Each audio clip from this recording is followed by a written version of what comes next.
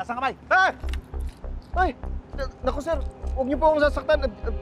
Kunin niyo na po itong wallet ko, tsaka pati itong cellphone ko, pati itong motor ko. Kunin niyo na lahat. Huwag niyo na po akong sasaktan. Sir! Sir! Hindi ako nananakit.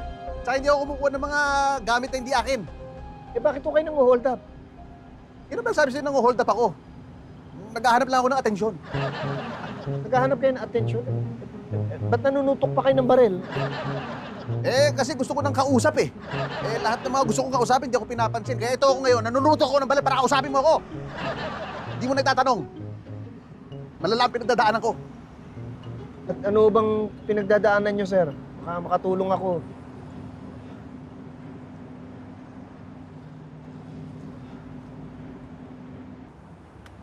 Grabe pinagdadaanan ko ngayon. Hindi ako nakapagtapos ng pag-aaral eh. Kaya wala akong asenso. Hindi ako makapaganap ng trabaho. Kaya lahat ng nililigawan ko, iniinsulto ko, binabasid ako. Buti pa yung mga kasabayan ko, may pamilya na, may trabaho. Grabe, ang saya-saya nila. Pero ako ito, walang kasi-asenso buhay ko kasi nung bata ko, wala akong pangarap eh. Kaya ito ako ngayon, Okay lang ho yan, sir. Grabe pala yung ano nyo, no? Grabe pala yung pinagdadaanan nyo talaga, no? Lungkot pala ng buhay nyo. Talagang malungkot. Bisa nga, iniisip ko mas mabuti pang mawala na lang ako sa mundo. Ay, naku, sir. Naku, wag po, sir. Yan ang wag nyo isipin niya. Wag nyo gagawin yan. Hindi mo naiintindihan. Eh, Iba pinagdadaanan ko, masakit, masakit. Sir, kahit di ko naintindihan, alam ko ho na hindi tama yun. Hindi yun ang solusyon sa lahat. Maigi pa siguro, kung hindi kayo makakahanap ng trabaho, kayo magsimula ng sarili nyong negosyo. Alam ba, kayo, sari-sari store, ganyan. O, hindi naman kailangan nga ng malaki, kahit maliit. Magtinda lang kayo ng mga yung balot, fishball, ganyan. O, basta pagtiyagaan nyo lang, sigurado, asenso kayo pagtagal-tagal. Tama ka, pero hindi ko naisip yun ah. Basta kailangan lang makapagsimula kayo. Yung simula, yun ang importante. Tapos dire-diretso na ho yan. Tama ka. Salamat, makikinig talaga ako sa'yo. Ay, oo. Magsisimula ako ng negosyo. Yeah, oo. Sisimulan ko na. Maganda. Hold up to. Teka, sandali. Akala ko, susundin niyo yung payo ko. Ba't hold up niyo ako? Sinusunod ko ah. Kailangan ko magnegosyo eh. Kailangan ko ng pampuhunan. Hold up to! Akin na. Tera. Andiyan na. Yususin mo to. Yususin mo to. Andiyan na lang. Ha? Yung lahat? Andiyan na lang. Relo. Yung relo. Ubus na nga pala yung perfume ko, guys. Kaya nagpunta ako rito sa stall para bumili.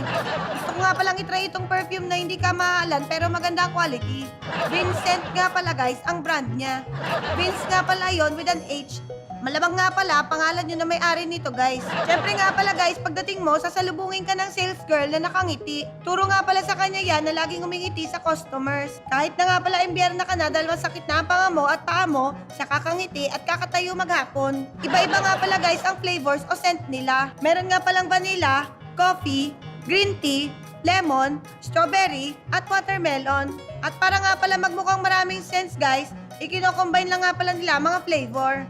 Kaya meron nga pala silang vanilla coffee, green tea lemon, strawberry watermelon. O diba guys, parang gusto mo siyang inumin? Iba-iba rin nga pala guys sa mga customer na pumupunta rito. Meron kunyari tumitingin at nagtatry ng perfume, pero actually, gusto lang pala makalibre at aalis na after mag-spray. Ito naman nga pala guys, ang customer na bumibili ng pabango na kasama pa ang mister. Para nga pala guys, si mister ang gagawin niya taga-approve ng scent. O diba guys, alam na nga pala agad ni Mrs. na magiging bangong-bango sa kanya si mister at di ito magsasawang amoy-amoyin siya. Wais ka, girl. Ingat ka nga lang pala na di bumili ng same scent yung jowa mo tapos ibibigay nga pala sa ibang babae. Para nga pala wala kang maamoy na ibang pabango sa kanya pag uwi sa bahay. Wais ka, boy. Pipili na nga lang pala ako, guys, ng pabango para sa akin. At itong vanilla ang tingin kong bagay for Eva. Alam nyo nga pala, guys, kung bakit? Kasi lagyan mo nga lang pala ng isa unahan magiging tawag na dito sa scent, Eva nila. O, diba? Witty? Witty? Madali lang naman nga pala guys magtimpla ng pabango. May mga nabibili nga palang starter set online. Naisip ko tuloy na magtayo na rin lang ng sarili kong perfume brand. At may naisip na nga pala ako guys na itatawag ko. Walang iba nga pala kung hindi Everlasting Scent. Everlasting Scent?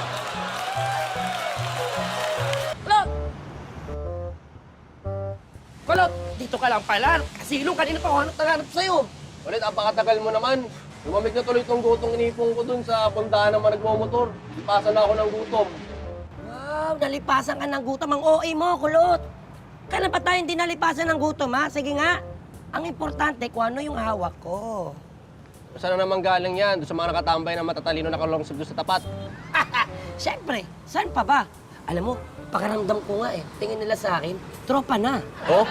Oo. Ano muna yung akong papel? Hawak ko na to. Ang magpapalaya sa atin sa lugar na to. At ano ba yan? Narinig ko ito sa Travel Expo. Ang tawag nila dito, piso per. Ano yung piso pair? Piso per, ibig sabihin, piso lang yung babayaran mo. Makakalipad ka na papunta ng Hong Kong! At dalawa to, kaya tag-isa tayo. Tanggapin mo muna, kaya maarte.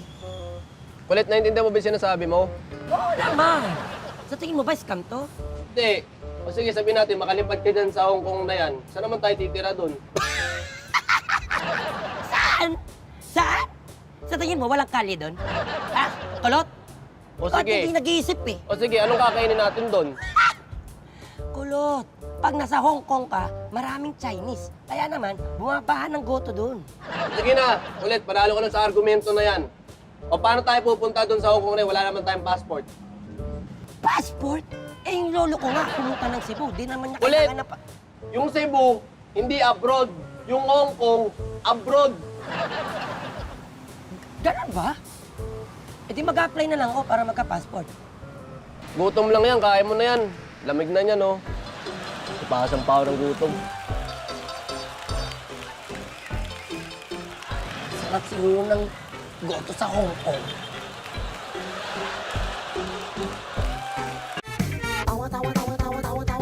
Anytime, anyone, anyhow. Halika manood at sumigaw.